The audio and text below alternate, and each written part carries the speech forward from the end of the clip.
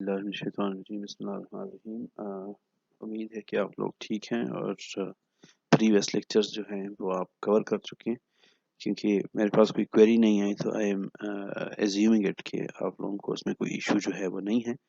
हम स्टार्ट करते हैं वीक 5 के लेक्चर को। आज के लेक्चर का एजेंडा जो है या जो कंटेंट जो हम कवर कर रहे होंगे, उसमें फ़र्स्ट ऑफ़ ऑल हम चैप्टर ओवरव्यू लेंगे।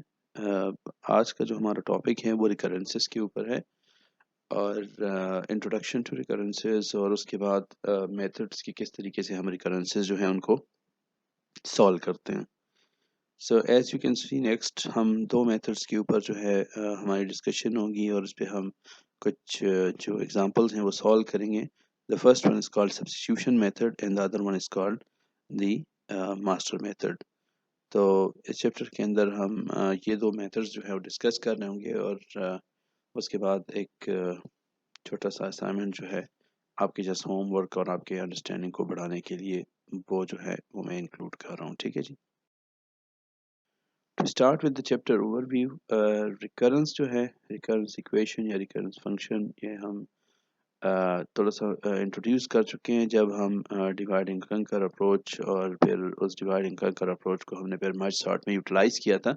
तो जब हम उसके एनालिसिस को परफॉर्म कर रहे थे तो वहाँ पे हमने कहा था कि बेसिकली जो मर्ज सॉर्ट का रनिंग टाइम है वो हम एज ए रिकर्सन जो है या उसके रनिंग टाइम को हम डिस्क्राइब करते हैं in terms of a function जिसको हम रिकरेंस कह रहे थे। ठीक है जी। सो हर वो फंक्शन या हर वो प्रॉब्लम जिसमें रिकर्शन यूज़ हो रहा होगा, तो recursion is basically recursive procedure जो जिसमें आपका जो फंक्शन है वो अपने आप को कॉल कर रहा होता है, और जैसे जैसे वो अपने आप को कॉल कर रहा होता है जो आर्गुमेंट का साइज़ है वो डिक्रीज़ होता जाता है और अल्टीमेटली आपके पास रिकर्शन यूटिलाइज या यूज़ ही वहाँ पे होता है जहाँ पर आपके पास कोई ऐसा बेस कंडीशन, एक या एक से ज़्यादा बेस कंडीशन एग्जिस्ट करता हो जहाँ से आपका रिकर्शन जो है वो बैक ट्रैक करे। क्योंकि अगर आपके पास कोई बेस कंडीशन नहीं है तो ये ऐसे ही है जैसे आप किसी फॉर लूप को रन कर लें और उसमें कोई आपका जो है वो एंडिंग पॉइंट जो है वो ना हो। ठीक है जी, जहाँ से आप स्टॉप करें और वहाँ से कंट्रोल जो है वो से मूव करें। सो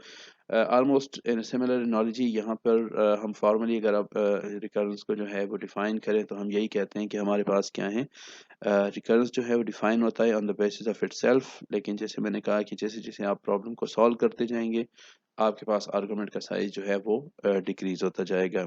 अगर आपको मर्ज सॉर्ट याद हो तो इनिशियली आपको जो प्रॉब्लम था वो इन साइज का था, फिर नेक्स्ट लेवल के अंदर आपको दो सब प्रॉब्लम में से डिवाइड करना पड़ रहा था और उसमें वहाँ पर आपके पास जो है वो almost half size means N over two और इन ओवर टू के दो सब प्रॉब्लम्स मिल रहे थे। तो डेफिनेटली जब टू टाइम्स आप उसे जब कॉल कर रहे थे तो वो हाफ आर्गुमेंट के साथ जो है वो हाफ एलिमेंट्स के साथ जो है उसे आप कॉल कर रहे थे। ठीक है, वो प्रोसीजर जब अपने आप को कॉल कर रहा था। और हमारे पास सेकंड जो मेन पार्ट है वो रिकरेंस के डिफिनीशन की या रिकर्सिव फंक्शन की, वो ये है कि आपके पास एक या एक से ज़्यादा बेस कंडीशन जो है वो एग्जिस्ट करते हैं। अगर हम दोबारा उस मर्ज सॉर्ट के ऊपर बात करें तो हम ये ऑपरेशन, ये डिवीजन जो है ये तब तक परफॉर्म कर रहे थे जब तक हमारे पास जो है वो इनका साइज जो है वो 1 से ग्रेटर था। क्योंकि जैसे ही हमारे पास इनका साइज जो है वो 1 हो रहा था, सो हम हमारा जो दैट वाज बेसिकली और बेस कंडीशन, और हमने यही कहा था कि आप वहाँ पे जो है वो क्या करें, उसे जो है वहाँ से जो है वो आप स्टॉप करें, क्योंकि फर्दर आपके पास एक एलिमेंट जो है दैट्स बेसिकली द यूनिट जिसके ऊपर जो है वो आप सॉर्टिंग के ऊपर परफॉर्म कर रहे होते हैं। ठीक है जी। सो उससे नीचे जो है वो आप जा नहीं सकते। सो इसलिए जनरली हम यही कहते हैं कि हमारे पास एक या एक से ज़्यादा कंडीशन होते हैं और फंक्शन अपने आप को जब कॉल कर रहा होता है तो उसके आर्गुमेंट्स जो है वो स्मॉलर होते जाते हैं। कुछ एग्जांपल्स यहाँ पे गिवन है 3-4। इसमें एक एग्जांपल जो है, अगर आप एग्जांपल नंबर 2 को देखें, T of N is equal to 1, इसका रनिंग टाइम जो है वो कांस्टेंट टाइम है। अगर आपका साइज जो है इनपुट साइज जो है वो 1 होता है, अगर इनपुट साइज जो है वो 1 से this should be greater than और इक्वल टू 2, या this should be greater than 1। ये यहाँ पे इसको जो है वो आप करेक्ट कर लीजिएगा। अ, अगर इनका साइज जो है वो 1 से ग्रेटर ग्रेटर होता है या 2 या 2 से ग्रेटर होता है, तो उस सिचुएशन में आपके पास क्या होगा, आपके पास दो सब प्रॉब्लम्स बनते हैं और उनके रनिंग टाइम आप कैलकुलेट करेंगे, उसमें फिर आप डिवीजन और कंकरिंग का जो टाइम है वो आप उसमें ऐड करेंगे, तो आपके पास टोटल रनिंग टाइम जो है वो प्रोड्यूस करेगा। तो अगर आप ये देखें इसका रनिंग टाइम जो है वो है T of N is equal to N log of N plus N.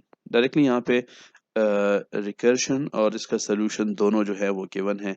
अब बाज़ केसेस में जो है वो आपके पास जो है वो एग्जैक्ट फॉर्म में गिवन है और बाज़ केसेस में जो है वो आपके पास जो है वो एसिम्प्टोटिक फॉर्म में गिवन है। बट एनीवेज ये हम आगे जो है वो डिस्कस कर रहे हैं। लेकिन अगर आप इस सेकंड एग्जांपल को देखें तो ये बेसिकली वही मर्ज सॉर्ट ही है एग्जैक्ट फॉर्म में, ठीक है, जिसको हमने जो है वो ऑलरेडी जो है वो कवर किया हुआ है। उसका टाइमिंग्स इवन रिकर्शन ट्री के थ्रू जो है वो हम डिफाइन कर चुके हैं, ठीक है। एक चीज़ जो हम पहले भी डिस्कस कर चुके हैं कि टी एफ एन जो है वो आपके रनिंग टाइम को डिस्क्राइब भी कर रहा होगा और वो उसके सोल्यूशन को भी रिप्रेजेंट कर रहा होगा। तो ये उसका रिकरेंस है और ये उसका सोल्यूशन है इस रिकरेंस का। तो दोनों जो है वो आप टी एफ एन ही देख रहे हैं, क्योंकि ये टी एफ एन को डिस्क्राइब कर रहा है तो ये टी एफ एन को रिप्रेजेंट कर रहा है, ठीक है, एज ए सोल्यूशन। सो ये चीज़ जो है वो क्लियर होनी चाहिए। सो यहाँ पे ये मर्ज सॉर्ट का है जिसमें हम क्या करते हैं, ये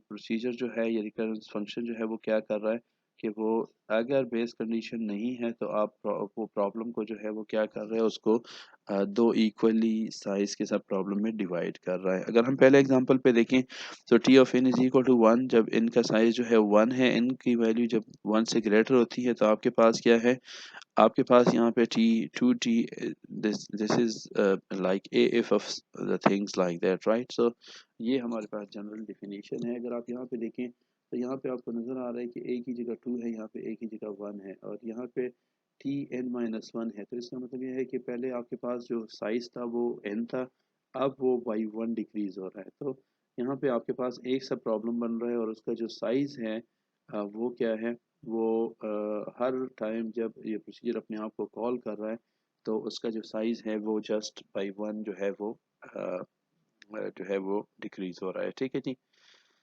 सो इस तरीके से आप थर्ड वन पे देखें, अगर n इज इक्वल टू 2 है तो आपके पास जो टाइम है वो ज़ीरो है। अगर n से ग्रेटर देन 2 है तो आपके पास स्क्वायर रूट ऑफ n जो है that is basically giving you, तो एक आपको सब प्रॉब्लम यहाँ पे मिल रहा है जिसका साइज जो है वो क्या है सॉरी, वो almost 1/2 of the actual value है, ठीक है जी। So is a very small growing function, तो इसका टाइम जो है वो क्या है, वो log ऑफ n है। थर्ड वन जो है it's more interesting, it's more like the merge sort example, लेकिन ये थोड़ा सा उससे डिफरेंट है। ये कह रहा है कि अगर आपके पास टी ऑफ एन जो है अगर n का साइज जो है 1 होता है तो आपके पास जो टाइम है, रनिंग टाइम है, वो कांस्टेंट टाइम है। लेकिन इनकी वैल्यू जब एक से बढ़ रही है तो आपके पास क्या है, अब यहाँ पर आपके पास देखिए यहाँ पे भी एक सब प्रॉब्लम यहाँ पे बन रहा है और दूसरा सब प्रॉब्लम यहाँ पे बन रहा है।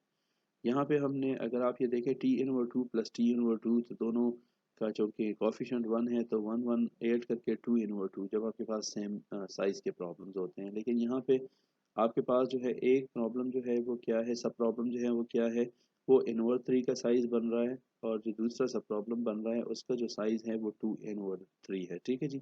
और ये जो है ये उसके डिवीजन और कॉम्बिनेशन के स्टेप्स को रिप्रेजेंट कर रहा है एग्जैक्टली द सेम वे जो कि हमारे पास यहाँ पे था। अब इसका मतलब ये है कि आपको अगर n गिवन है तो आपके पास क्या होगा, आपके पास दो सब प्रॉब्लम्स बनेंगे। एक तो आपके पास ये कॉस्ट इनकर करेगा हर एक लेवल के ऊपर और नेक्स्ट लेवल में आपको दो सब प्रॉब्लम्स बनेंगे, एक का साइज जो है वो one third of the actual size होगा और दूसरे का जो है वो 2/3 ऑफ द एक्चुअल साइज होगा, ठीक है जी।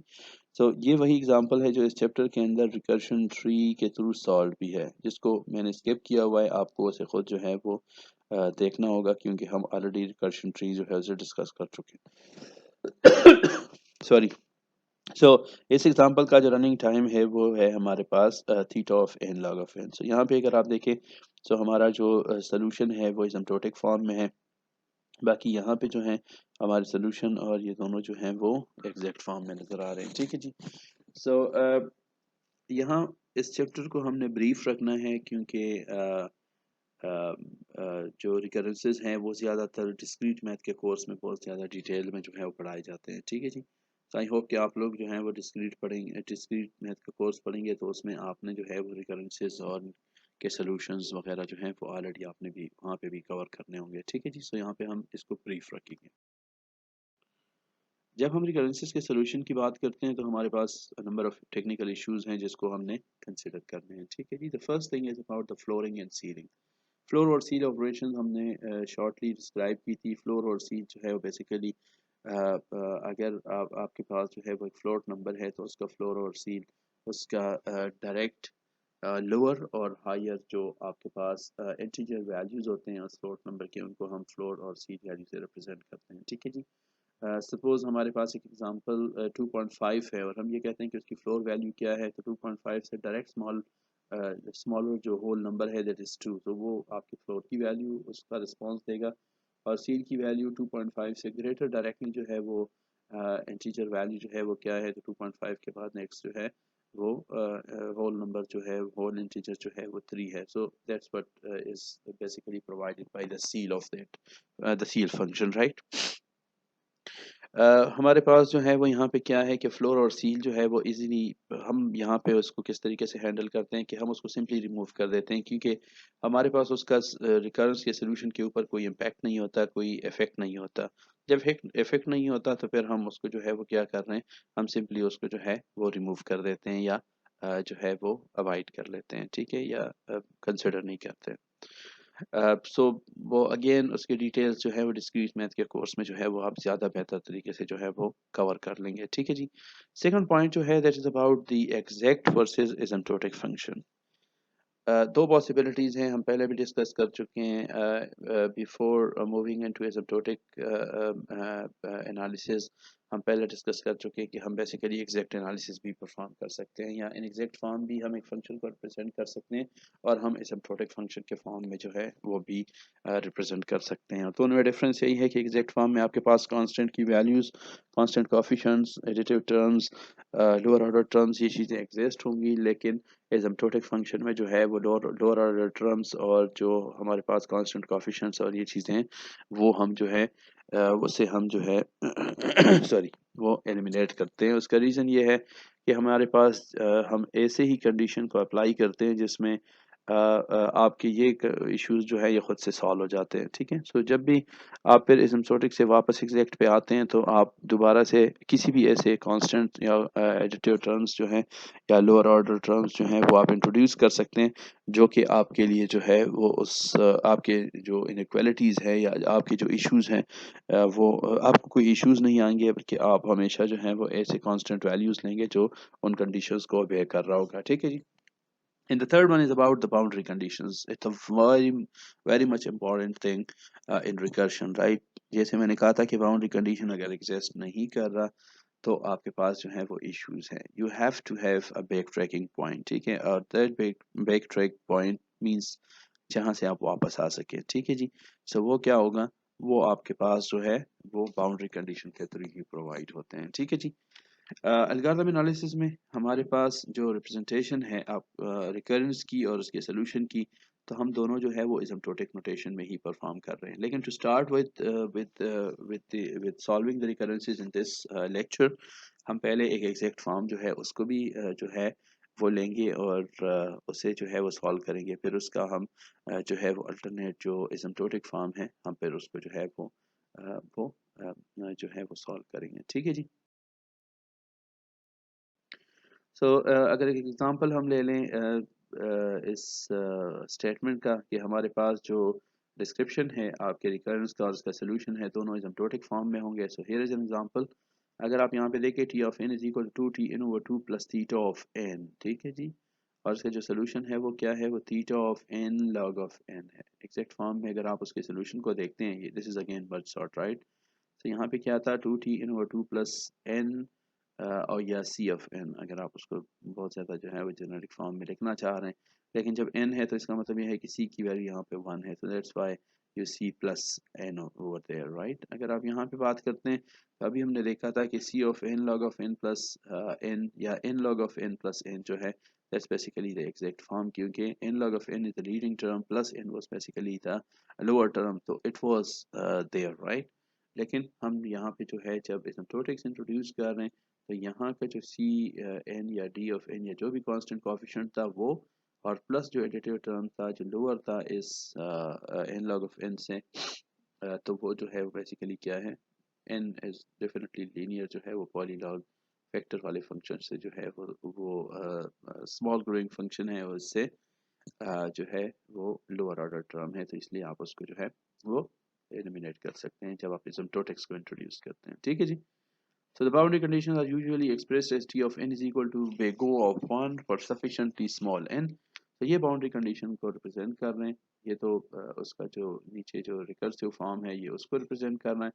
लेकिन अगर हम बाउंड्री कंडीशन को जो है वो रिप्रेजेंट करना चाह रहे हैं तो हम normally T of n is equal to big of 1 for sufficiently small n जो है इसी तरीके से लिख लेते हैं। ठीक है, ये बाउंड्री कंडीशन को शो कर रहा है। When we design an exact rather than an asymptotic solution, we need to deal with the boundary conditions। ठीक है, जब हम एग्जैक्ट एनालिसिस परफॉर्म करते हैं, हम एसिम्प्टोटिक एनालिसिस की बात नहीं करते या हम एसिम्प्टोटिक सोल्यूशन फाइंड आउट नहीं करते, बल्कि हम एग्जैक्ट एनालिसिस पे जाते हैं, तो फिर हमें क्या करना होगा, उस सिचुएशन में हमें बाउंड्री कंडीशंस को डील करना पड़ेगा। Means we have to take care of them, we have to consider them, we have to solve them as well, right. इसका मतलब ये है कि जब हम एसिम्प्टोटिक सोल्यूशन जो है वो फाइंड आउट कर रहे होंगे तो हमें फिर बाउंड्री कंडीशन को एक्सप्लिसिटली डील करने की ज़रूरत नहीं होगी। उसका मेन रीज़न ये है कि हम हमेशा एसिम्प्टोटिक्स जब इंट्रोड्यूस करते हैं तो वहाँ पे ये इश्यूज जो हैं वो हम कंसिडर कर रहे होते हैं कि वो सॉल्व होंगे। ठीक है जी। In practice, we just use asymptotics most of the time and we ignore boundary condition। ठीक है, तो जैसे मैंने कहा कि asymptotics के अंदर हम बाउंड्री कंडीशंस जो हैं उन्हें कंसिडर नहीं करते सॉरी, सो वो हम इग्नोर कर लेते हैं अब this is all about overview. अब आगे हमने इसके सॉल्यूशंस जो है वो उस पे जाना है, लेकिन यहाँ पे जो बुक राइटर है वो कहते हैं कि जी मैं अपने लेक्चर के अंदर जो है वो दो मेथड्स को एक्सेप्ट करता हूँ रिसोर्स रिकरेंसेस को सॉल्व करने के लिए। एक को सब्स्टिट्यूशन मेथड कह रहा है और दूसरे को मास्टर मेथड कह रहा है। यही दो मेथड्स हम भी फॉलो कर रहे होंगे क्योंकि जो इनके इश्यूज हैं वो हमारे भी इश्यूज हैं, लेकिन with one exception, unless and until specified कि आप इसको सब्स्टिट्यूशन या मास्टर मेथड से सॉल्व करें। अगर आपको जस्ट जनरली गिवन हो कि आप इस रिकरेंस को सॉल्व करें तो मेरे केस में आप सब्स्टिट्यूशन मेथड, मास्टर मेथड या रिकर्शन ट्री में से किसी को भी यूटिलाइज करें and just try to come up with the solution के उस रिकरेंस का जो सॉल्यूशन है वो क्या है, सो मेरे लिए जो है वो फाइन होगा। ठीक है जी। रिकर्शन ट्री को ये कहता है कि जब तक ये केयरफुली यूटिलाइज नहीं हो, मैं इसको जो है एज ए प्रूफ नहीं मानता। लेकिन वो ये कहते हैं कि एक गेस के लिए हमारा एक स्टेप होता है जब हम सब्स्टिट्यूशन मेथड को यूज़ करते हैं जिसमें हम गेस जनरेट करते हैं। तो उस गेस को जनरेट करने के लिए ये कहता है कि मैं रिकर्शन ट्री को अलाउ कर देता हूँ, because recursion tree bye N intuition जो है it's a very good method कि वो आपको एक गेस जो है वो एक रफ एस्टिमेशन जो है वो प्रोड्यूस करके दे सकता है कि जी इसका जो आउटकम होगा वो बेसिकली क्या होगा। ठीक है जी। ये कहते हैं कि आप रिकर्शन ट्री को एज ए प्रूफ कंसिडर करें। जैसे मैंने कहा कि for me it's not an issue. तो अगर आपको ये कहा नहीं किया कि इसको किस मेथड से सॉल्व करें और आप इसको रिकर्शन से सॉल्व करते हैं रिकर्शन ट्री से, तो मुझे कोई प्रॉब्लम नहीं होगी। लेकिन जब मेंशन हो तो फिर उसी मेथड को ही आपने सॉल्व करना है। ठीक है जी। This is chapter number 2 of ये जो इंट्रोडक्शन बुक है, इंट्रोडक्शन टू एल्गोरिथम, ये सेकंड एडिशन है जिसको हम डिस्कस कर रहे हैं, जिसको हम फॉलो कर रहे हैं। फर्स्ट एडिशन के अंदर एक और भी मेथड इन्होंने दिया था जिसको आइट्रेशन मेथड्स कहते होते थे। ठीक है जी। अब इस बुक में नहीं है तो हम भी उसी ट्रेंड को फॉलो कर रहे हैं, हम भी आइट्रेशन मेथड को छोड़ देते हैं। लेकिन आइट्रेशन मेथड जो है उसमें इशू ये था कि वहाँ पे बहुत ज़्यादा मल्टी लेवल पैरेंथेसाइजेशन जो है वो यूज़ हो रही थी, और वहाँ पे इशू ये था कि वहाँ पे जो है उसमें आप जो है वो कंफ्यूज हो सकते थे। ठीक है, तो इसलिए उसको यहाँ पे जो है वो स्किप किया गया है। तो हमारी कंसिडरेशन क्या है, रिकर्शन ट्री डेफिनेटली हम इसको पहले डिस्कस कर चुके हैं, यहाँ पे फर्दर डिस्कशन नहीं होगी। लेकिन मास्टर और जो सब्स्टिट्यूशन मेथड है हम इन दोनों को जो है वो यहाँ पे कैटेगोरिकली जो है वो डिस्कस कर रहे होंगे, स्पेसिफिकली डिस्कस कर रहे होंगे, और उसके सोल्यूशन उसके थ्रू जो है वो हम कुछ सोल्यूशंस जो है वो फाइंड आउट कर रहे होंगे। ठीक है जी। Let's have a start. The first method which we use to solve our recurrences is basically called a substitution method. Substitution method के दो steps हैं. सबसे पहले हमने क्या करना है, we need to guess a solution. क्योंकि हम यहाँ पे इंडक्शन यूज़ कर रहे हैं. इंडक्शन बेसिकली क्या है, मैथमेटिकल इंडक्शन जो है इट्स इन्फ्रेंस रूल और प्रूफ टेक्निक, जिसके थ्रू आप क्या करते हैं, आप प्रूफ के करेक्टनेस को जो है, कंप्यूटर प्रोग्राम के करेक्टनेस को जो है वो चेक करते हैं, या उसके प्रूफ को जो है वो चेक करते हैं. वो प्रूफ आप तब जो है वो चेक करते हैं जब आपके पास एक सोल्यूशन एग्जिस्ट होता है. इसलिए यहाँ पर हम इंडक्शन यूज़ कर रहे हैं, और उस इंडक्शन से पहले उसको प्रूफ करने के लिए कि जो सोल्यूशन हमने लिया है, हमें एक सोल्यूशन को गेस करना पड़ता है. इसलिए सब्स्टिट्यूशन मेथड जो है वो क्या कर रहा है, वो पहले स्टेप में जो है वो एक सोल्यूशन को गेस कर रहा है, और फिर उसके बाद हमने इंडक्शन या इंडक्शन मीन्स मैथमेटिकल इंडक्शन, हमने इसको जो है वो यूटिलाइज करना है कि आपके जो कॉन्स्टेंट्स हैं वो बेसिकली वो कांस्टेंट डिटरमाइन करता है, और ये शो करता है, ये प्रूफ करता है, ये जो है वो इन्फर करने की कोशिश करता है कि आपका जो सोल्यूशन है वो काम कर रहा है या वो काम नहीं कर रहा है. ठीक है जी. तो हम स्टार्ट कर लेंगे अपने मर्ज सॉर्ट के ही एग्जांपल से. जैसे मैंने कहा कि हम पहले एग्जैक्ट फॉर्म को जो है वो प्रूफ करें, और फिर उसके बाद हम जो है वो मूव कर लें टूवर्ड्स द एसिम्प्टोटिक फॉर्म और एसिम्प्टोटिक रिप्रेजेंटेशन. ठीक है जी. मैं एक चीज़ यहाँ पे क्लियर कर दूं कि हमने कहा था कि जब हम एग्जैक्ट फॉर्म को प्रूफ करते हैं तो वहाँ पे हमारे पास क्या हो, वहाँ पर हमारे पास बाउंड्री कंडीशन को चेक करना पड़ता है एक्सप्लिसिटली. ठीक है जी. So let's go to the example. t of n is equal to 1 if n is equal to 1, if n is greater than a 1. so आपके पास टू सब प्रॉब्लम्स मिलते हैं, और हर एक का जो साइज है वो n over 2 है, प्लस n जो है ये बेसिकली आपके डिवीजन और कॉम्बिनेशन स्टेप है. ठीक है जी.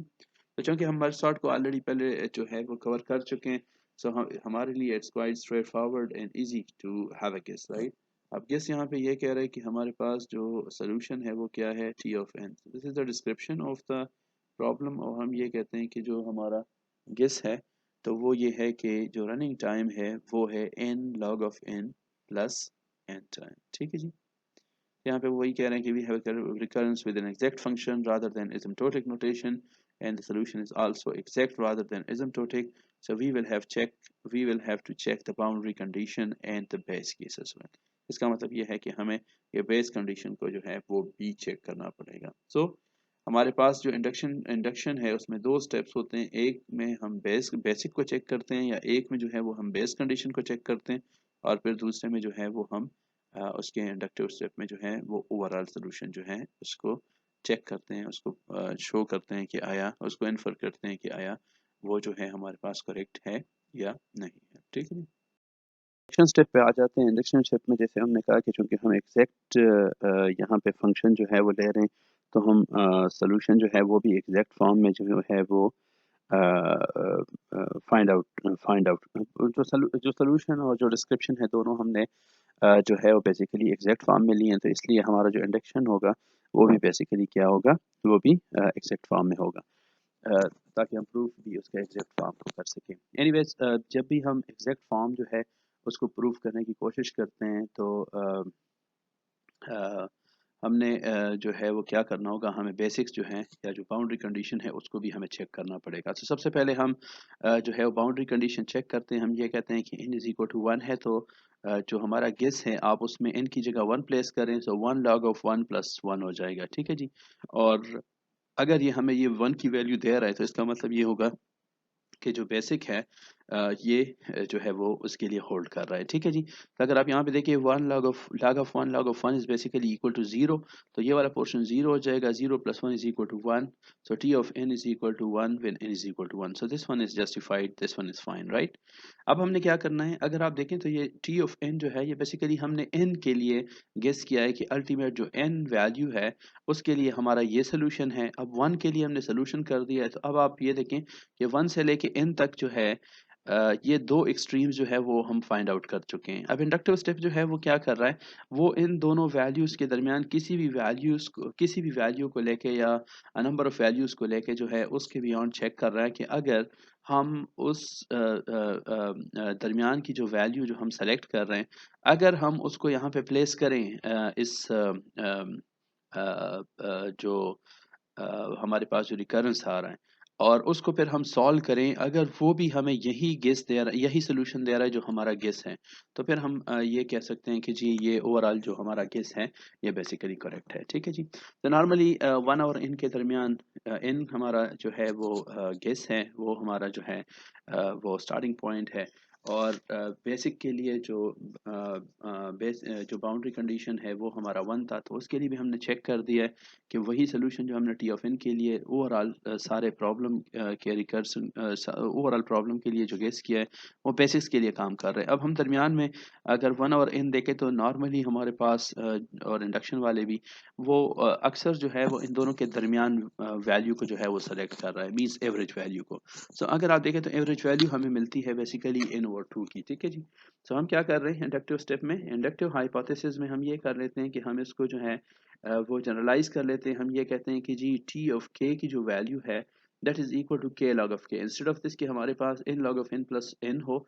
अब हम ये कहते हैं कि जी इंडक्टिव हाइपोथेसिस हम डेवलप कर रहे हैं कि टी ऑफ के जो है, जो रनिंग टाइम है आपके के वेरिएबल के वैल्यूज के लिए, तो वो क्या होगा, वो के लॉग ऑफ इन प्लस के हो जाएगा। ठीक है। और ये के जो है ये क्या है, this is less than n है। ठीक है। मींस एन माइनस वन तक आप जा सकते हैं। ठीक है। और वन को भी आप छोड़ दें क्योंकि वन को ऑलरेडी हम यहाँ पे कवर कर चुके हैं। सो अगर आप वन प्लेस कर भी दें तो वो भी हमारे पास ये पॉसिबिलिटी होगी। ठीक है जी। सो आपके पास अब किसी भी के इस लिसन इनकी वैल्यू के लिए देखते जाएं, अगर वो आपको जो है वो वही वैल्यू प्रोड्यूस करके दे रहा है जो यहाँ पे है, तो फिर आप कहेंगे कि जी मेरा सोल्यूशन जो है, मेरा गेस जो है वो बेसिकली एक वैलिड गेस है and that is basically the solution. ठीक है जी। तो अब हम क्या कर लेते हैं, we will use this inductive hypothesis for t N over two. इसका मतलब ये है कि के की वैल्यू हमारे पास जो है वो क्या हो जाएगी, वो एन ओवर टू हो जाएगी। तो अगर हम यहाँ पे देखें टी एन ओवर टू, तो टी ऑफ एन हमने गेस किया है कि टी ऑफ एन हमारा क्या है, n log of N plus n है।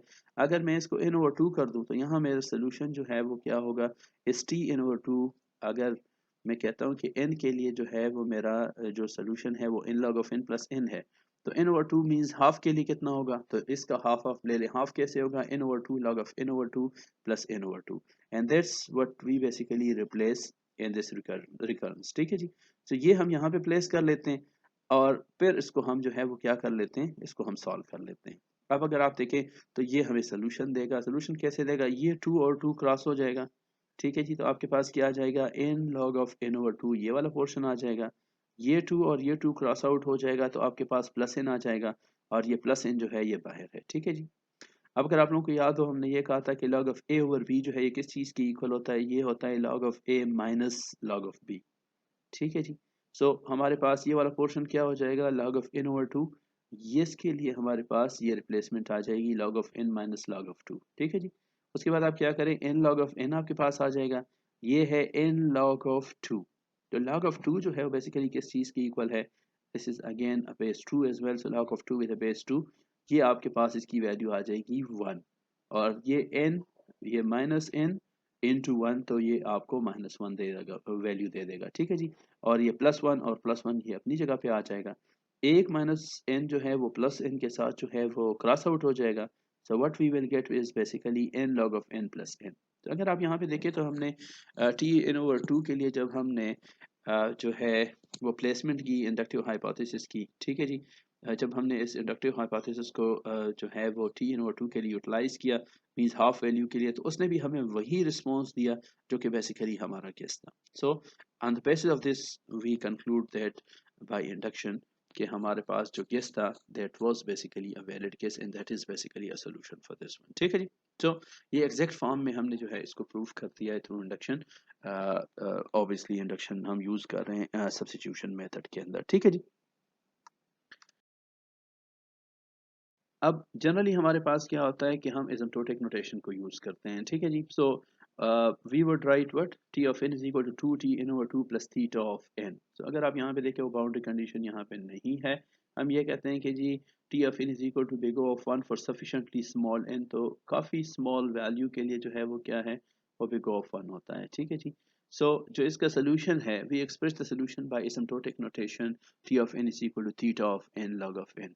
अगेन मैं रिपीट कर दूं कि ये थीटा, चूंकि आगे हमने इसी को जो है वो लेना है और इसी को ही हमने प्रूफ करवाना है, तो मत सॉर्ट के ही इस रिकरेंस को सो थीटा, अगर आप लोगों को याद हो तो मैंने यही कहा था कि थीटा फंक्शन जो है वो बेसिकली बिग ओ और बिग थीटा दोनों मींस द अपर और लोअर दोनों बाउंड्स को कंबाइन करके हमें थीटा फंक्शन मिलता है। और थीटा फंक्शन हमें ये कहता है कि जी आपका जो फंक्शन एफ ऑफ एन है वो बेसिकली अपर और लोअर दोनों बाउंड्स के दरमियान जो है वो एक सैंडविच फंक्शन है। ठीक है जी। सो हमारे पास जो है ये सोल्यूशन है, ये उसका बाउंड्री कंडीशन है, ये हमारा जो है वो ओवरऑल रिकरेंस है जो बेस करता है आपके सब प्रॉब्लम्स और मींस वो 3 स्टेप्स के ऊपर जिसमें आपका डिवीजन, कंकरिंग और कॉम्बिनेशन स्टेप्स आते हैं। ठीक है जी। So, as we said, we don't worry about boundary cases, nor do we show base cases in the substitution proof. जब हम एसिम्प्टोटिक रिप्रेजेंटेशन करें, जब हम एसिम्प्टोटिक नोटेशन यूज करें तो हमने क्या करना है, we don't have to worry about the base cases as well, and हमें बेस केसेस को शो करने की ज़रूरत नहीं है, इसलिए क्योंकि t of N is always constant for any constant n. ठीक है जी। तो कांस्टेंट जो भी वैल्यू है एन की, उसके लिए टी ऑफ एन जो है वो हमेशा कांस्टेंट ही होगा। Since we are ultimately interested in asymptotic solution to the recurrence, it will always be possible to choose the base cases that work.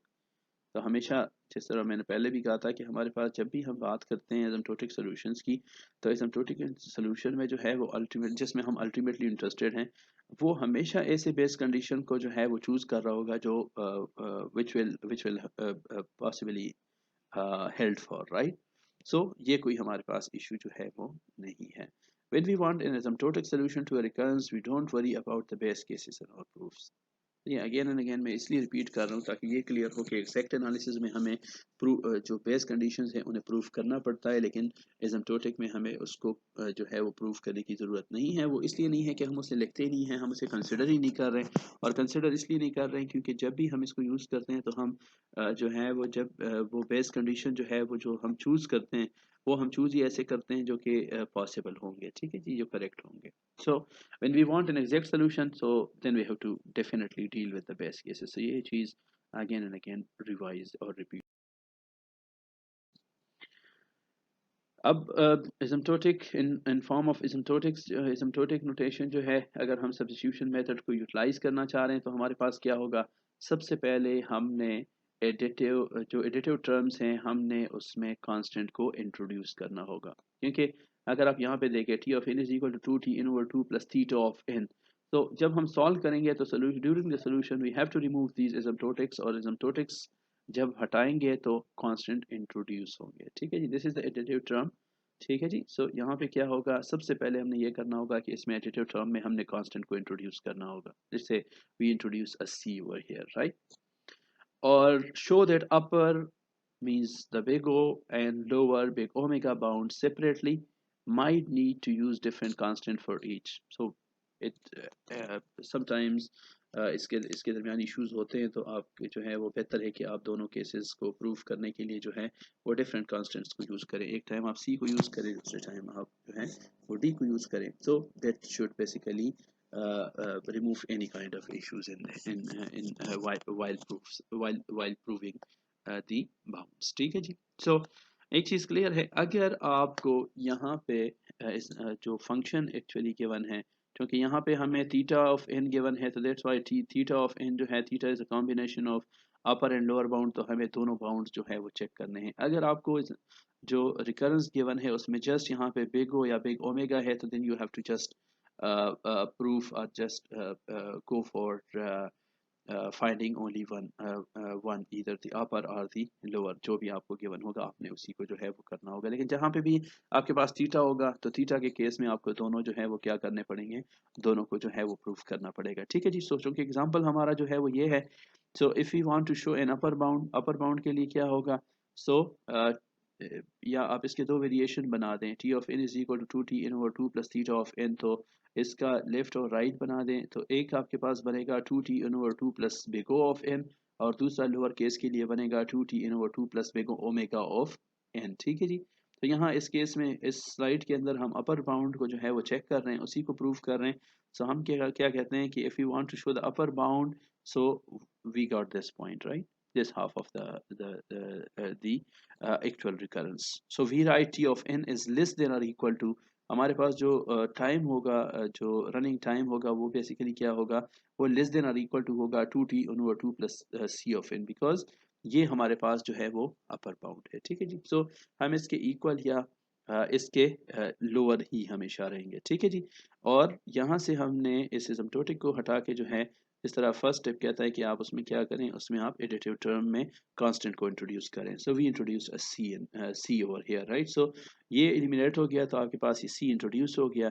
जब आप एसिम्प्टोटिक्स इंट्रोड्यूस कर रहे थे, तो तब हमने क्या करना था, हमने जो कांस्टेंट थे एडिटिव टर्म्स में, constant coefficient for sure in this case, तो वो हमने एलिमिनेट किया था, तभी हमने इस एसिम्प्टोटिक फंक्शन को जो है वो क्या किया था, वो हमने सॉरी वो एलिमिनेट किया, कांस्टेंट एलिमिनेट किया था, तो इसको इंट्रोड्यूस किया था। तो अब इसका रिवर्स फंक्शन है, इसे एलिमिनेट करेंगे तो कांस्टेंट को इंट्रोड्यूस करेंगे, ठीक है जी। अब हम इस अपर बाउंड को जो है वो प्रूफ करते हैं।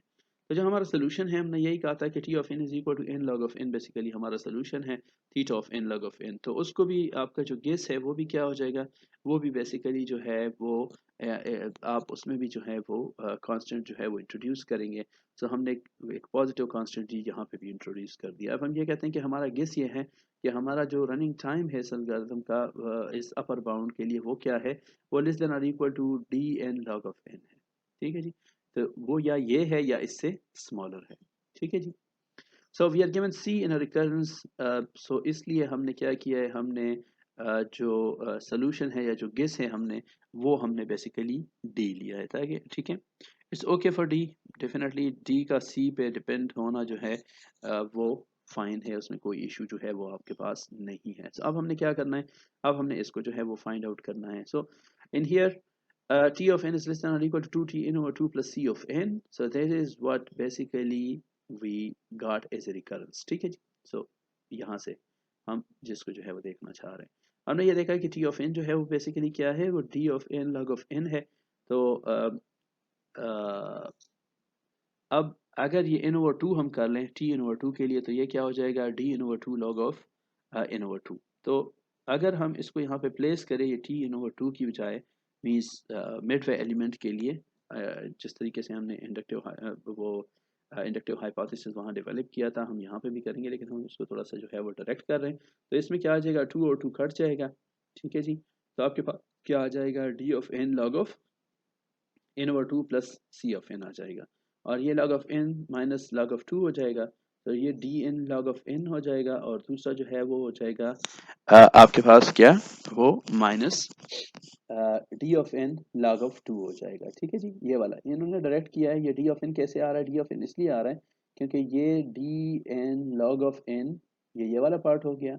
आप इसको अगर करना चाह रहे हैं तो ये log ऑफ n ओवर 2 को रिप्लेस करें log of n minus log of 2 से, और फिर इसको जो है वो एक्सपेंड कर दें। एक्सपेंड करने के बाद चूंकि log ऑफ 2 जो है वो उसकी वैल्यू 1 होती है, तो इसलिए ये d एन log ऑफ 2 जो है, ये वो log ऑफ 2 1 की वजह से ये जस्ट d ऑफ n रह जाएगा, ठीक है जी।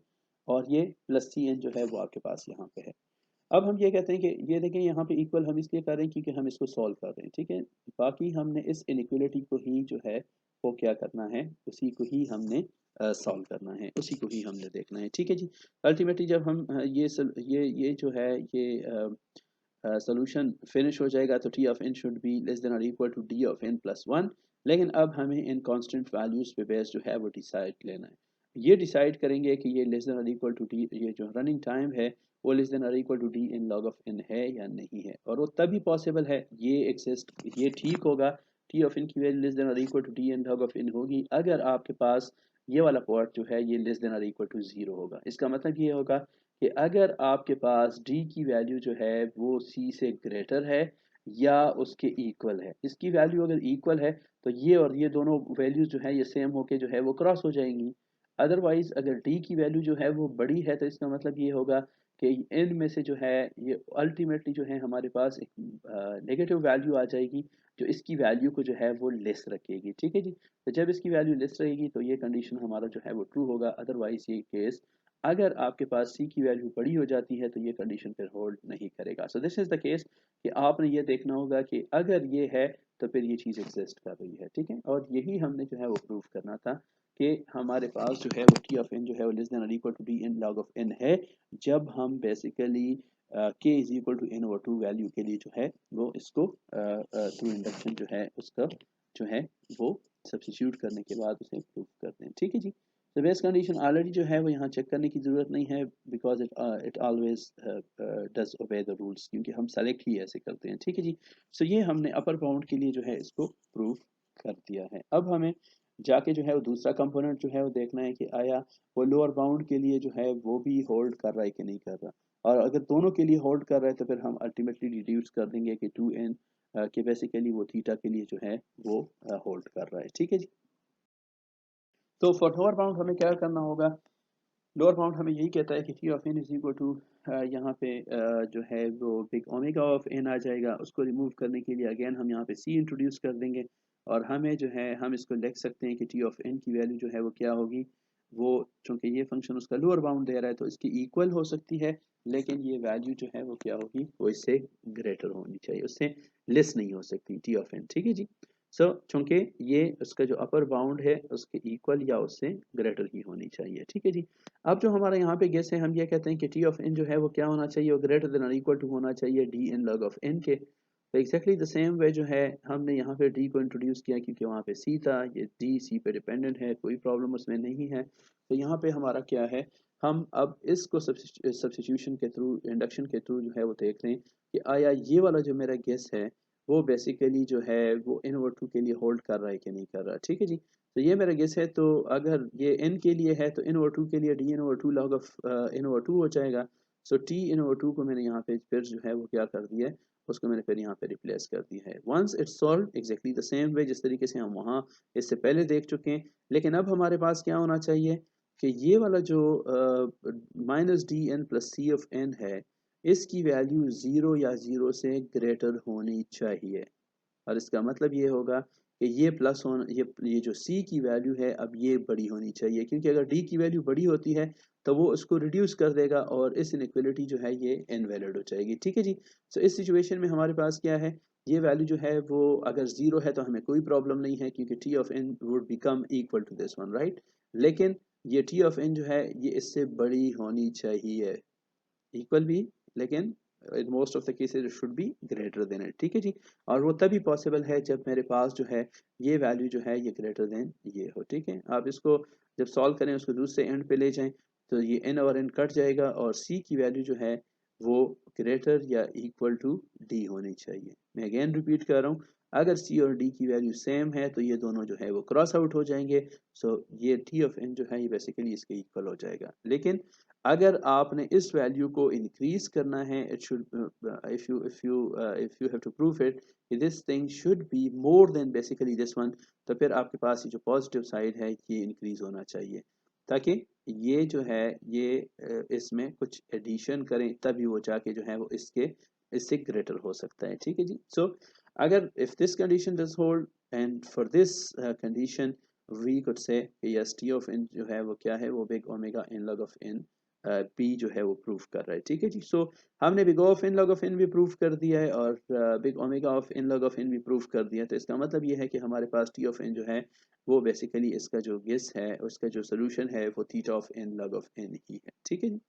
So that's the asymptotic, in asymptotic form हमने सब्स्टिट्यूशन मेथड को जो है वो यूज़ किया है कि मर्ज सॉर्ट का जो एल्गोरिथम है उसका बेसिकली सोल्यूशन जो है वो क्या है। ठीक है जी।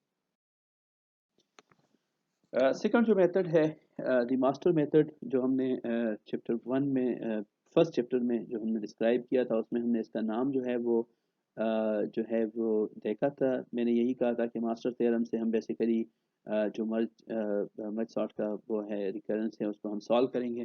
और फिर हमने कहा था कि चूँकि हमने मास्टर मेथड पढ़ा नहीं है तो इसलिए हमने उस टाइम जो है वो बेसिकली इंट्यूशन, बाय इंट्यूशन हमने रिकर्शन ट्री को यूज़ किया था। So now here we are to basically formally define कि मास्टर मेथड क्या है और वो किस तरीके से जो है वो बहुत सारे रिकरेंसेस जो कि एक स्पेशल टाइप के होते हैं वो किस तरीके से सॉल्व कर सकते हैं हम। ठीक है जी। So master method, this is used for many divide and conquer recurrences of the form। अगर आपका रिकरेंस जो है डिवाइडिंग कंकर पे बेस तो डेफिनेटली आपके रिकरेंस होते ही हैं। अगर उसका फॉर्म ये है कि जिसमें a t n over b plus f of n means there is a function as an additive term and there are one or more number of subproblems और जो साइज है दैट इज बेसिकली डिक्रीज्ड। ठीक है जी।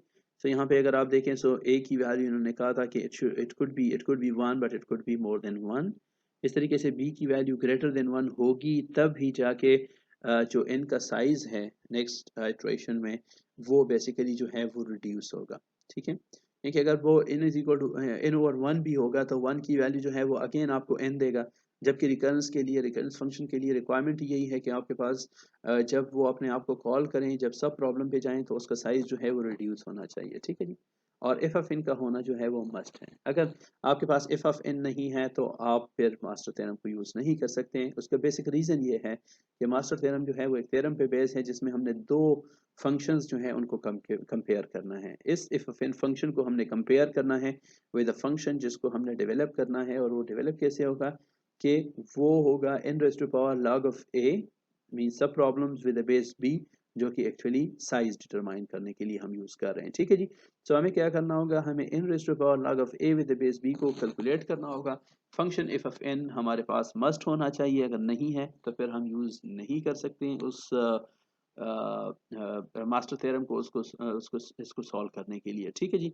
सो ये दोनों जो है, इन दोनों का कंपैरिजन होगा और इस कंपैरिजन पे बेस हमारे पास तीन केसेस जो है वो एग्जिस्ट करते हैं। उन तीन केसेस में हमारा प्रॉब्लम जहाँ पे भी लाई कर रहा होगा, if we are able to basically determine कि हमने किस ये हमारा प्रॉब्लम किस केस में जो है वो या किस कंडीशन में जो है या किस कैटेगरी में जो है वो फॉल कर रहा है, तो फिर उसके डायरेक्टली सॉल्यूशंस हमारे पास जो है वो अवेलेबल है। So let's go through them.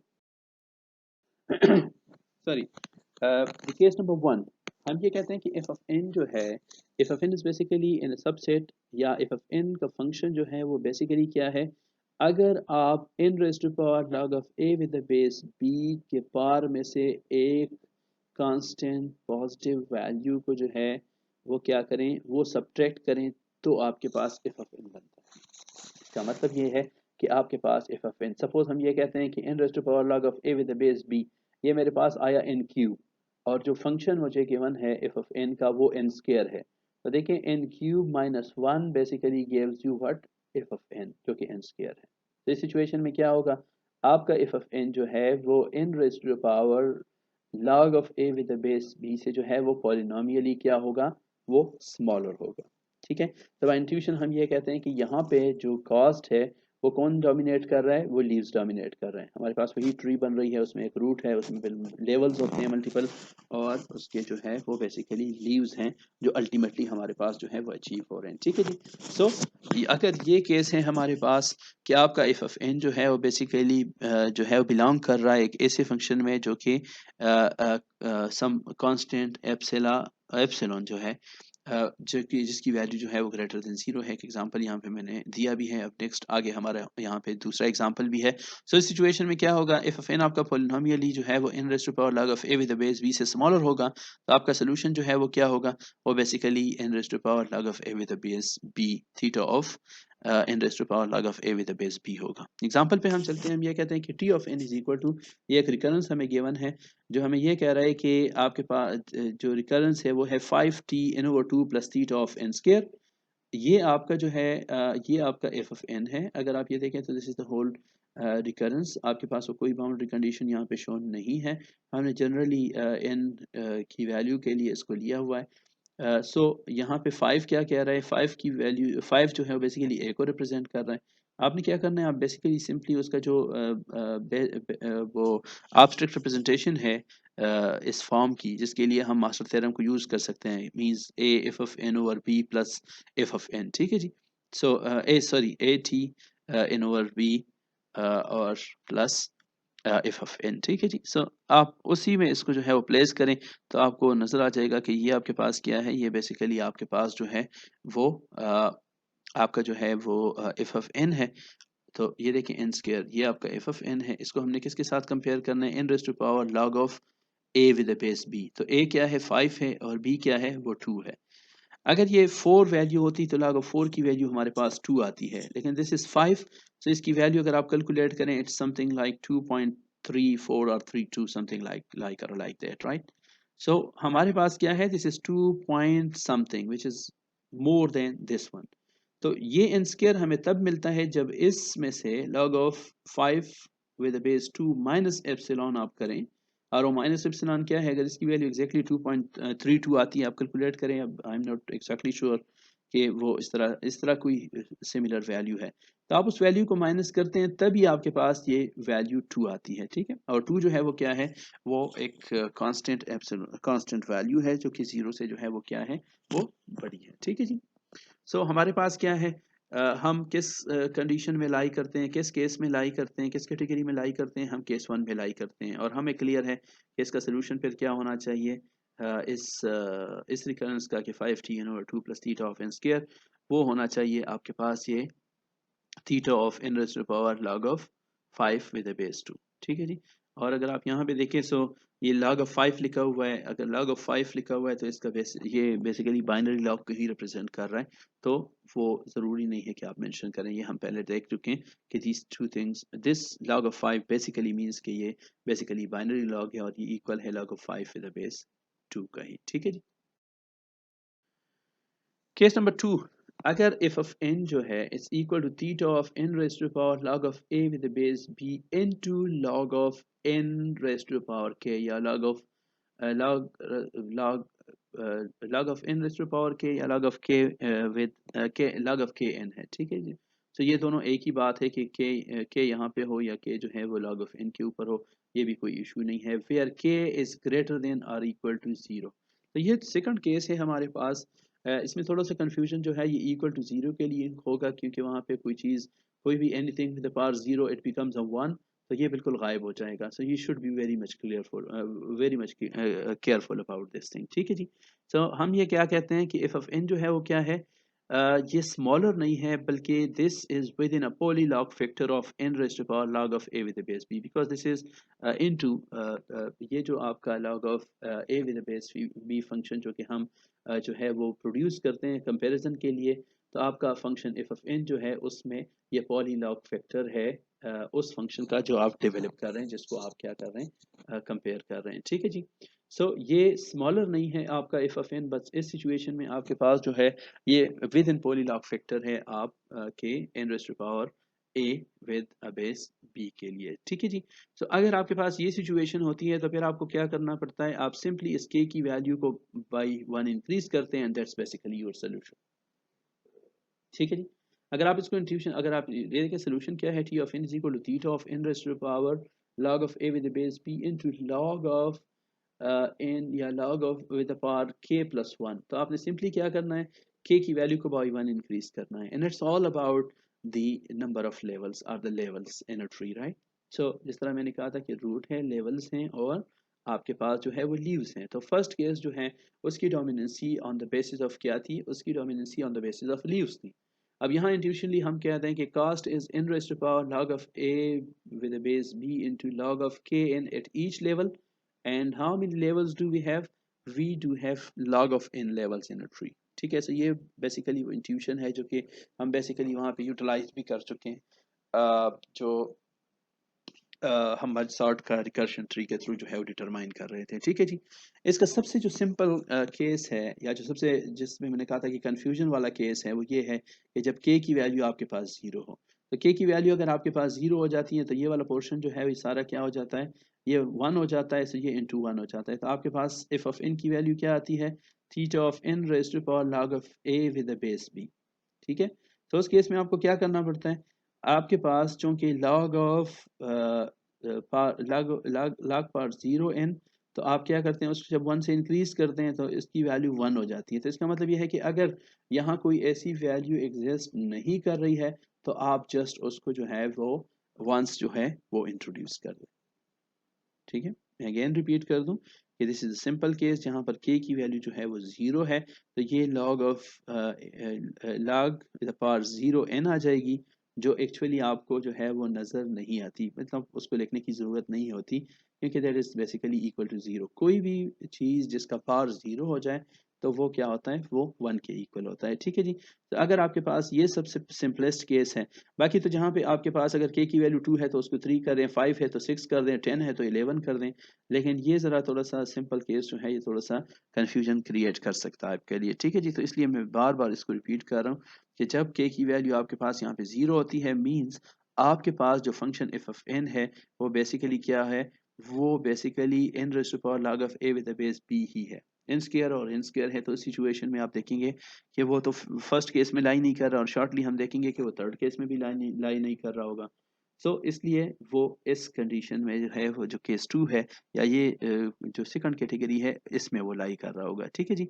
सो यहाँ पे जो है वो log ऑफ n आप इसके साथ इंट्रोड्यूस करेंगे, that will be basically the solution. Example पे हम चलते हैं। हम ये कहते हैं t of n is equal to 27 t invert 3 plus theta of n cube log of n।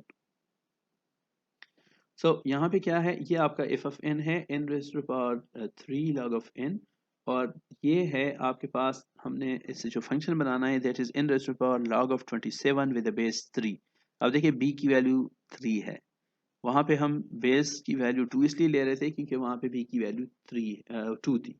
अब यहाँ पे a की वैल्यू जो है वो 27 है, तो सिंपली आप फार्मूला में जो है वो फिक्स करते जाएं, आपके पास कोई और इशू नहीं आएगा। अगर आप log of 27 with the base 3 determine करें तो इसकी वैल्यू आपके पास आती है n cube. By the way, आप अगर कैलकुलेटर यूज़ करना चाह रहे हैं तो आप इसको इस तरीके से कर लें, log ऑफ 27 ले लें, फिर log ऑफ 3 ले लें, और दोनों को इक्वल आप प्रेस कर दें तो ये आपको हेल्प आउट कर देगा। ठीक है जी। आप कैलकुलेटर को ओपन करें, log ऑफ 27 डिटरमाइन करें, फिर उसको डिवाइड करें, log ऑफ 3 की वैल्यू डिटरमाइन करें, log ऑफ 27 की वैल्यू को log ऑफ 3 से डिवाइड करें, तो आपके पास जो है इसका आउटकम आ जाएगा जो कि 3 होना चाहिए। अगर आप बाइनरी चेक करना चाह रहे हैं तो log of 8 with the base 2 check करें, log of 2 with the base 2 check करें, 2 की वैल्यू 1 आएगी, और 8 2 की वैल्यू जो है वो आपके पास जो है वो 3 आएगी, और 4 2 की वैल्यू जो है बेसिकली आपके पास 4 आ जाएगी। ठीक है जी।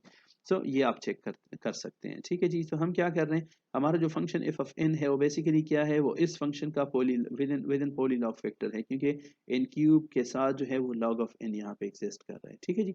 सो हमारे पास इसका सोल्यूशन क्या होगा, हमारे क्लियर है कि ये किस कैटेगरी में लाई कर रहा है, ये सेकंड कैटेगरी में लाई कर रहा है। तो आप यहाँ के की वैल्यू जो है वो क्या है, वो 1 है, तो इसको जो है वो बाई 1 इंक्रीज कर दें, क्योंकि के प्लस 1 कर दें। हमने यही कहा कि सोल्यूशन क्या होगा, सिंपली आप के की वैल्यू को बाई 1 प्लस कर दें, तो ये क्या हो जाएगा, log ऑफ 1 है तो ये log ऑफ 2 हो जाएगा, and this is basically the solution.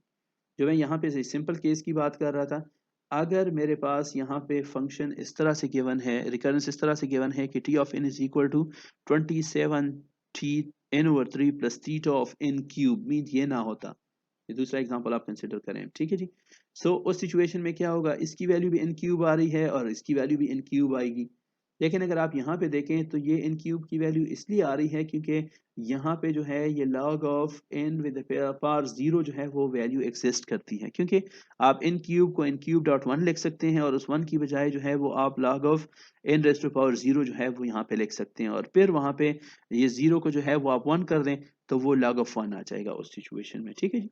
तो जो कि यहाँ पे जो है वो ऑलरेडी आपको जो है वो गिवन भी था। सो ये दूसरा केस है कि आप किस तरीके से जो है आप एफ एफ एन को देखते हैं कि एफ एफ एन जो है वो बेसिकली स्मॉलर नहीं है, जो कि केस नंबर 1 में हम डिस्कस कर चुके हैं, बल्कि एफ एफ एन जब पोली लॉग फैक्टर हो आपके n raise to power log of a with the base b function का, तो फिर उसका सोल्यूशन जो है वो आप इस तरीके से लिख सकते हैं। ठीक है जी। So this was the second case. The third case, if of n is equal to big omega of n raised to power log of a with the base b plus epsilon, इसका मतलब ये है कि आपके पास basically एक positive constant 0 से greater एक epsilon की वैल्यू जो है, जब आप वो उसमें ऐड करें आपके n raise to power log of a with the base b function में जो आप डेवलप करते हैं, तो आपको फंक्शन f of n मिलता है। और एफ ऑफ एन जो है वो बेसिकली क्या कर रहा है, it basically satisfy regularity condition. Regularity condition क्या कह रहा है कि आपके पास a f of n over b की वैल्यू जो है वो लेस देन और equal to c f of n होना चाहिए। ठीक है। जहां पर सी की वैल्यू जो है वो 1 से क्या है, वो 1 से स्मॉल है, और ये तब की हम बात कर रहे हैं जब आपके पास जो एन की वैल्यू है इट इज सफिशिएंटली, ये हर उन लार्ज सफिशिएंटली लार्ज वैल्यूज के लिए ये कंडीशन ये जो है ये होना चाहिए, अगर ये इस तरह से है। ठीक है जी। सो सिचुएशन में क्या होगा, एफ ऑफ एन जो है वो पॉलिनोमियली ग्रेटर होगा आपके n raise to power log of a with the base b से।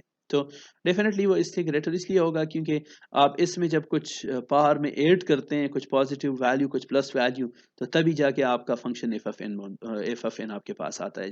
सपोज हम ये कहते हैं कि एफ ऑफ एन की वैल्यू जो है वो n क्यूब है और n raise to power log of a with the base b की वैल्यू n स्क्वायर है, तो n स्क्वायर प्लस 1 में करूंगा तभी मेरे पास n क्यूब की वैल्यू आती है जो एफ ऑफ एन है। ठीक है, तो इस सिचुएशन में हमारे पास क्या है, जो सोल्यूशन होगा केस नंबर 3 में वो क्या होगा, वो बेस होगा एफ ऑफ एन। और एफ ऑफ एन बेसिकली क्या है, अगर ये एफ ऑफ एन आप देखें और आप रिकर्शन ट्री में जाएं जो कि हम मर्ज सॉर्ट के लिए डिस्कस कर चुके हैं, तो यहाँ पे वो हमारे पास सी ऑफ एन था and that c of n was basically on top of the recursion tree. So यहाँ पे हम क्या कहते हैं, इंट्यूशन हम यही कह रहे हैं कि यहाँ पे जो कॉस्ट है वो कौन सा जो है वो डोमिनेट कर रहा है, सबसे ज़्यादा कॉस्ट जो है वो बेसिकली ये वाला फंक्शन जो कि डिवीजन और कॉम्बिनेशन को ही रिप्रेजेंट कर रहा है, वो इस चीज़ पे है। ठीक है जी। सो ये 3 केसेस थे जो कि हम जिसमें हमने लीव्स को देखा बाय इंट्यूशन, जिसमें हमने रूट को देखा बाय इंट्यूशन और जिसमें हमने लेवल्स को देखा कि लेवल्स का कंट्रीब्यूशन जो है लेवल टू लेवल, एक में जो है वो रूट का कॉम्बिनेशन से आता है और तीसरे में जो है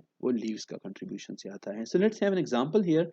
हम वही एग्जांपल इससे थोड़ा सा जो है वो कर रहे हैं जो प्रीवियस डिस्कस कर चुके हैं। 5t/2 plus theta of n cube, ये मेरे ख्याल में यहीं पे मैंने तो डिस्कस भी इसको कर लिया, लेकिन चलें मैं n स्क्वायर और n क्यूब के परस्पेक्टिव से डिस्कस किया है, थोड़ा सा डिफरेंट है। हमने क्या करना है, इसी ये हमारा एफ ऑफ n है n क्यूब, तो n क्यूब को कंपेयर किससे करना है, n raise to the power log of 5 with the base 2 के साथ। तो देखें ये basically n raise to power log of a with the base b ही है, तो b जो है वो 2 है, तो बेस 2 है और जो a है वो 5 है। ठीक है जी।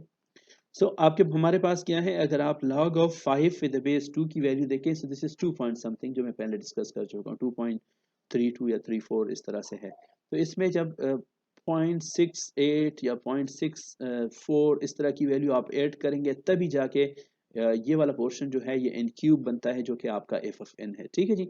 सो यहाँ पे हम क्या कह रहे हैं, हम ये कह रहे हैं कि जी ये plus greater than zero value जो है वो हम इस पार्ट में ऐड करें तो हमें 3 की वैल्यू आती है जो कि यहाँ एफ ऑफ एन है। अब रेगुलरिटी कंडीशन को जो है हम चेक कर लेते हैं कि आया वो होल्ड कर रहा है कि नहीं कर रहा। वैसे यहाँ पे उसको चेक करने की ज़रूरत नहीं है क्योंकि एफ ऑफ एन जो है वो बेसिकली हमारे पास पॉलिनोमियल है। ठीक है जी। लेकिन लेट्स हैव अ चेक, यहाँ कोई इशू नहीं है, तो ये उसको जो है वो होल्ड कर रहा होगा। हमने ये कहा था कि a if of n over b should be less than और इक्वल टू जो सी एफ ऑफ एन है। ठीक है जी। ये यहाँ पे देखें c of a f of n over b should be less than और equal to c f of n. तो एफ ऑफ एन हमें पता है और ये भी हमें पता है, so let's have a placement here. हम ये कहते हैं कि ए इसका क्या बन जाएगा, ये हो जाएगा ए की जगह जो है वो 5 हो जाएगा, f of n over b जो है वो एन ओवर 2 क्यूब हो जाएगा और दिस इज इक्वल टू 5। ये जो है आप इसको जो है ना वो एवेलुएट करें तो 5 इन क्यूब ओवर 8 हो जाएगा। This should be less than और equal to what, c n cube. अब अगर आप सी एन क्यूब यहाँ पे जो है वो देखना चाह रहे हैं तो आप जो है वो देखें कि वो किस तरीके से है, ये इन क्यूब और एन क्यूब जो है वो कट जाएगा, तो यहाँ पे सी है और यहाँ पे 5 और 8 बन जाएगा। तो हम ये कहते हैं कि जी जो 5 और 8 की वैल्यू है it is definitely less than 1, तो ये कंडीशन जो है वो ट्रू है। हमने यही कहा था कि सी की वैल्यू जब लेस देन 1 है तो ये कंडीशन होल्ड कर रहा है and that's what we showed कि yes it does hold right. तो इस सिचुएशन में क्या है, इस सिचुएशन में आपके पास कौन सा कंडीशन है, कौन सा केस या किस कैटेगरी में लाई कर रहा है हमारा रिकरेंस जो हमें गिवन है एज ए क्वेश्चन, वो थर्ड कैटेगरी में लाई कर रहा है। तो इसमें हमने ये कहा था कि टी ऑफ इन की वैल्यू क्या होगी, theta of f of n. तो यहाँ पे एफ ऑफ एन क्या है, वो इन क्यूब है, तो इसलिए हमारा जो सोल्यूशन है वो है थीटा ऑफ एन क्यूब। ठीक है जी। एग्जांपल हम यहाँ पे लेते हैं, हमने ये कहा था कि बेसिकली हमारे पास जो मास्टर मेथड है वो बहुत सारे जो रिकरेंसेस हैं वो सॉल्व करने की कैपेबिलिटी रख रहा है, लेकिन उसमें हमने ये कहा था कि वो सारे के सारे रिकरेंसेस जो है वो किस फॉर्म के होने चाहिए। ठीक है जी। अगर हमारे रिकरेंसेस जो हैं वो इन फॉर्म में नहीं है या उन 3 केसेस में लाइन नहीं करते तो डेफिनेटली हम फिर मास्टर मेथड जो है वो वहाँ पे जो है वो यूटिलाइज नहीं कर सकते हैं। ठीक है जी। अगर आपको याद हो हमने जब सेकंड केस को डिस्कस कर रहे थे तो उसमें हमने ये कहा था कि जब आपका जो इफ ऑफ n है वो बेसिकली आपके n raise to power log of a with base b से जो है वो स्मॉलर नहीं है, बल्कि वो उसके विद इन पॉलीलॉग फैक्टर जो है वो लाई करता है। तो वहाँ जब हम उस k का रेंज डिटरमाइन कर रहे थे, तो वहाँ k का जो रेंज था वो हमने कहा था कि it should be greater than और इक्वल टू 0। अब एक केस जिस तरह एग्जांपल हम यहाँ पे ले रहे हैं, अगर यहाँ की वैल्यू -1 आती है तो k की वैल्यू हमारे पास क्या होनी चाहिए, ग्रेटर देन और इक्वल टू 0 होनी चाहिए। अब अगर हमारे पास वो वैल्यू k की जो है वो यहाँ पे कुछ और है, मींस नेगेटिव वैल्यू है, सो कंडीशन यही कह रहा है कि इट शुड बी 0 और ग्रेटर देन 0। ठीक है, तो अगर नेगेटिव वैल्यू आती है तो डेफिनेटली हमारे पास क्या है, फिर हम इस मेथड को जो है वो अप्लाई नहीं कर सकते। एक और केस जहां हम अप्लाई नहीं कर सकते वो है जब आपके पास इफ ऑफ एन सिरे से एग्जिस्ट ही नहीं कर रहा। एनीवेज वो तो बड़ा स्ट्रेट फॉरवर्ड है, क्योंकि आपका कंपैरिजन आप आगे जा नहीं सकते, लेकिन इसमें कंफ्यूजन हो सकती है, तो इसलिए हम इस एग्जांपल को डिस्कस कर लेते हैं। हमें रिकरेंस गिवन है T of N is equal to 27 t n over 3 plus theta of n cube over log of n। जब ये डिवीजन ये नीचे है तो ये वैल्यू जब ऊपर जाएगी तो इसका पावर जो है वो क्या है, इसका पावर 1 ही है, लेकिन जब ये नीचे है तो ये जो है 1 है। जब ये वैल्यू ऊपर चली जाएगी तो this becomes n cube into log of -1n, right. और जब ये -1n हो जाए तो डेफिनेटली ये जो है ये के इस रेंज में लाई नहीं करता जो कि हमने यहाँ पे डिस्कस किया है। ठीक है जी, सो ये इसके इक्वल नहीं है n cube log of k n। तो ये वो बेसिक वैल्यू वो जो कंडीशन है उसको वायलेट कर रहा है। तो इसलिए हम यहाँ पे कहते हैं कि हमारा मास्टर मेथड जो है वो यहाँ पे यूटिलाइज नहीं हो सकता। ठीक है जी, ओके जी। सॉरी इसको हमने थोड़ा सा ब्रीफ रखा है, जस्ट हमने दो मेथड्स जो है वो डिस्कस किए। रिकर्शन ट्री को ऑलरेडी हम जो है वो पहले डिस्कस कर चुके हैं। रिकर्शन ट्री को यहाँ पे हमने स्किप किया है क्योंकि वहाँ पे हम काफ़ी इसको डिटेल में जो है वो इंट्रोड्यूस कर चुके हैं। ये दो मेथड्स हमने रिकरेंसेस को सॉल्व करने की और जो है वो डिस्क्राइब किए। अब तीन आपके पास पॉसिबल ऑप्शंस हैं। अगर आपको कहा नहीं गया है कि जी आप किस मेथड से सॉल्व करें, तो आप इन तीनों में से किसी के थ्रू भी जो आउटपुट है उसको जनरेट कर दें। फॉर मी इट्स फाइन, कोई कोई उसमें जो है वो इशू नहीं है। अभी आपके लिए एक असाइनमेंट है छोटा सा कि रिकर्शन ट्रीज जो है वो हम मर्ज सॉर्ट के एनालिसिस में जो है वो इंट्रोड्यूस कर चुके हैं। इस चैप्टर में हमने उसको जो है वो स्किप कर दिया है। और यहाँ जब हम इनिशियली चैप्टर को डिस्कस कर रहे थे तो जो हमारा लास्ट फोर्थ एग्जांपल था, जब हम ओवरव्यू दे रहे थे, जिसमें मैंने ये कहा था कि एक प्रॉब्लम जो है वो सब दो सब प्रॉब्लम में डिवाइड कर रहा है, लेकिन एक सब प्रॉब्लम का साइज जो है वो 1/3 होता है और दूसरे का जो है वो 2/3 होता है। तो उसी एग्जांपल को जो है वो यहाँ इस चैप्टर के अंदर रिकर्शन में जो है वो फर्दर एक्सप्लेन किया गया है।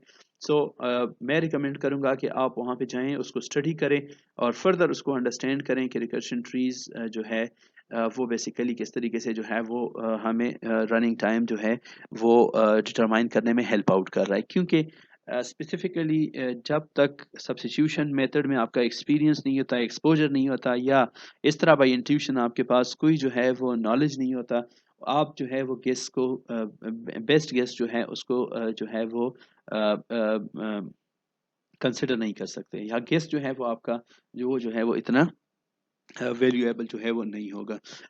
Anyways with the passage of time आपके पास ये एक्सपीरियंस जो है वो आता जाएगा कि वो बेसिकली इसका ये जो रिकर्रेंस आपको गिवन है इसका अल्टीमेट जो पॉसिबल गेस है, सोल्यूशन है, वो बेसिकली क्या होगा, आप उसी पे बेस जो है वो कर सकते हैं। But anyways recursion tree is a very good way to produce to help you basically produce good cases, right. So इसलिए भी ये इंपॉर्टेंट है कि आप उसको जो है वो अंडरस्टैंड करें। ठीक है जी, सो इसीलिए वो एग्जांपल जो यहाँ पे गिवन है रिकर्शन ट्रीज का, उसको आप स्टडी करें ताकि फर्दर आप अंडरस्टैंड करें रिकर्शन ट्रीज को with the help of this example जो यहाँ पे गिवन है और उसके रनिंग टाइम को। तो आप फिर क्या करें, जब उसे अंडरस्टैंड करें, उसे लर्न करें, तो फिर उसके रनिंग टाइम को जो है शॉर्ट एक पेज के ऊपर जो है वो उसके ट्री बना के उसके रनिंग टाइम को जो है वो कैलकुलेट करें और फिर उसे जो है वो प्रोवाइड करें, प्रोड्यूस करें इन बाय द डेडलाइन जो यहाँ पे आपके पास गिवन होगा। ठीक है जी, so thank you very much. I think this is enough for this week.